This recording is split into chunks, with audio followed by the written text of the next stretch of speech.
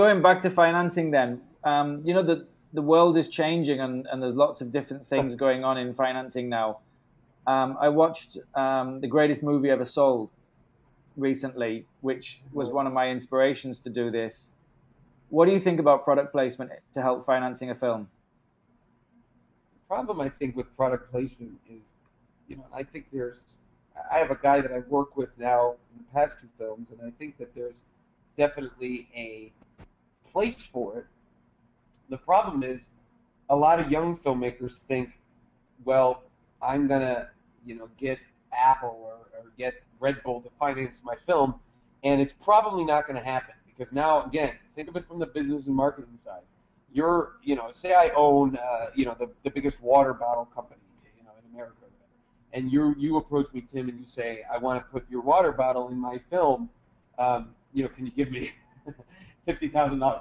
Whatever. It's like, number one, how do I know anyone will ever see your film? Number two, how do I know your film is not going to be a piece of crap? It's like, so those are things that independent filmmakers don't realize, that even if your film is great, it may not be seen by anybody.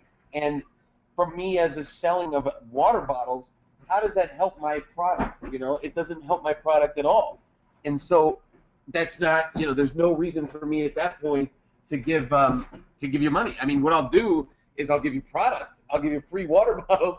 I'll give you cases and cases of free water bottles, but I'm not going to give you $50,000. So the product placement money-wise only usually happens in the films that are guaranteed 3,000, 4,000 theaters, if that makes sense. That's very interesting because we have been talking to some people out here about product placement. There's a fairly positive feel about it because normal standards of advertising are changing. The retention value of adverts on TV are dying, and people go and making the coffee when the adverts come on, and things like that. So there is some interest, but it's an interesting point you make. How do we guarantee that the movie's ever going to be shown or seen? So that why does the product want to give you money, or the owners of the product want to give you money at that point? Absolutely. So if we were going to use product placement to help finance our films, we would need to have some kind of figures and distribution channels to show that's going to be possible. Exactly. Interesting. Very good. I'd never really even thought about that. That's cool. Yeah, again, you think of it from the business aspect of it. You think of it from the product placement. Yeah. So I guess when you're putting a team together, you really need like the businessman and the artist in a movie. Well, or you need to be both. You need to have both aspects and kind of embrace that, and be both sides of that. And again, like I said, the director, producer, actor doesn't want to think that way, but you have to. Yeah. All right, great. I mean, then moving on, crowdfunding. Have you used crowdfunding much? You know what? The only thing I do crowdfunding is I mentor a lot of young filmmakers, and I've done, I think, 9 short films now, and I've had them all raise their money on Kickstarter, and they plaster my name, and it's so funny because I get a bunch of IMDb credits as executive producer of a short film because I'm kind of just helping them do it, and then I started saying, this is looking bad. It looks like I went from features to shorts, so I made them stop giving me credit on the films. But in the meantime, I guess crowdfunding again is a kind of new thing, and in many ways it's exciting because you go, I'm going to put my project up on Kickstarter or Indiegogo or something, and everybody's going to give $50, and that's how I'm going to raise the money. But the problem is you're going to raise like 20 grand at the most. And I mean, my friends went on, and I think they raised 20,000 for a great movie called Absentia. But the movie itself was only like a $30,000 film, and they did well. But I mean, and to get that $20,000, I mean, they went through hoops. They were on Kickstarter every day, and I was like, what if you put all this energy into going and trying to find investors that would back your film, and it might be one person that needs that $20,000 tax write-off versus you were on Kickstarter doing as much work as you would have done, because what I'm saying is on those crowdfunding sites, you need to put a ton of work in for them to get it. It's rare, and I guess many filmmakers think, let me just post my project. I'll make a video or I'll make some nice graphics and I'll give away some stuff and bang, let me just sit back and a month later I'm going to collect the money. And it's not that, and so crowdfunding works. Maybe Kickstarter works in the approach that it could kickstart your project and you could raise a couple grand, maybe 10, 15 grand to start your movie, but I don't see it as far as a source of funding films completely unless you're making ultra low budget films. Yeah, that's interesting. And the whole, first of all, I love the excitement I can hear in your voice. You seem to be really excited about the different topics, and Yeah. that's cool. But I think what I'm really picking up between the lines of what you're saying is that product placement and crowdfunding, they have their place, but at the end of the day, it's really down to raising cash from individuals who are interested in having their stuff in movies in a business manner style. Yeah, and that's what I was saying, and that's what the fact is, like I was at this, it was a meeting for, filmmakers or something like that, and I've been invited to host it. I forget what the heck the name, it was the name of a festival, but Happy Independence Day. What's that? Or Independence Day or something like that. But Independence is like as far as Independence film, which I thought was a really cool name for a film festival. But anyway, I was the kind of the expert that was brought in, and people were asking me all these things about business plans and things like that, and I'm talking to them, and then somebody was just like, "Well, the budget of my film is $30,000," and it was almost like, well, that's a little low for going through all these steps of business plans and things like that. I kind of say that what I'm talking about when I talked about preparation before is doing more of a, say anywhere in the range $200,000 to $5 million, and that's what I'm talking about as far as the business plans and all that. You need all the preparation no matter what budget movie you're doing. I just did the lowest one I've ever done, and it was a little under $100,000, and sold it right away for profit, and so you do need preparation and all that stuff, but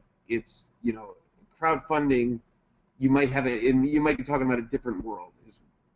Does that make sense? Is that there may be people that are saying, oh yeah, well, I want to make my movie, it's $3,000 horror film. Okay, that's a different different world than saying it's a $450,000. Yep. I really hear that and get it entirely. And in the laser world, doing a $1,000 show for a night is pretty much the same amount of work as a $10,000 show. There's not much difference between the two. You still got to do the quotations. You still got to turn up with the staff. You still got to drive there to the venues and ingress all the equipment. And the actual workload between the two different shows is very dissimilar. It's almost the same. And then you see that all the time. Yeah, go ahead. I'm sorry. Yeah, I was going to say, is that the same in the movie world? A small script or a small movie, pretty much the same preparation levels as a full-blown movie? Oh God, yeah. I mean, it's, unless you're talking something really small, but it's, but once you get to a certain size of a film, yeah, it is the same. It's just like, there's a great scene in a great movie called Hoosiers about when they make it to the basketball finals, and Gene Hackman, who plays the coach, the players are really intimidated because they're used to playing in these small stadiums, and Gene Hackman, who plays the coach, first thing he does, he goes and takes the team and he takes a tape measure and he puts the tape measure up to the basket, on the rim, and throws it down and says, and measures everything, and then kind of proves to the team it's the same size court. It's just there's 50,000 people in the stands versus 2,000 people in the stands. Same exact basketball size, everything was the same. He does it with the tape measure. It's a great scene. Yeah, it's the same thing in the restaurants. That the restaurants where the guy is slinging hash and running back and forth.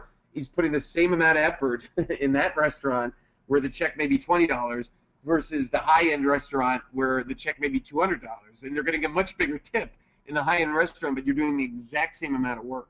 Yeah. So that's much the same in the film. It's, again, when you're talking $3,000 movies, no, that's not. But when you're talking $300,000 movies, $3 million movies, $30 million movies, they're all pretty much the same except for the size of the crew and the speed at which they move.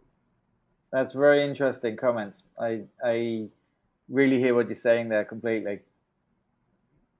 Again, in the good old days, I remember watching movies being shot in film, And in fact, in Manila, I still see guys riding around on a bicycle with a roll of film as they're going from cinema to cinema. Wow. World is changing now as we're going into digital and internet. Is that having a big change on the way we finance movies, moving into the? Without question. Yeah, without question. I mean, the bottom line is, who's buying DVDs anymore? You know, and that's a big problem. It happened. It happened, you know, right in the middle of making movies. When I was doing the bigger films, it was like suddenly people don't buy DVDs anymore. They want to go on their set-top box and they want to just order it on demand. And, you know, that's getting worse and worse.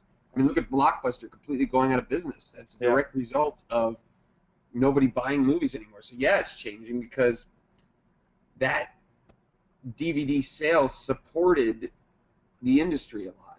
You know, back in 2004, 2003, 2000, you know, before then, you could guarantee shipments of DVDs, you know, in the millions no matter what, and that was a big thing. And now the fact is, nobody wants to buy. Again, nobody's buying DVDs anymore. They want to download it. They want it on their, you know, their on demand. You know, so yeah, it's a big problem. I don't have all the answers. I mean, you know, it's what can I say? Is, you know, I think that more and more the most profitable movies are the ones either over 80 million or under, you know, 1 million. You know, that's the only way. Other than that, man, it's really tough because there's no, again, looking at the business aspect, there's no product to support it. You're not shipping and packing DVDs anymore. Yeah, so I guess the distribution companies really need to be making changes now the way they handle distribution of movies. Yeah. Oh yeah. The distributors always seem to never lose money. They always seem to be right on track.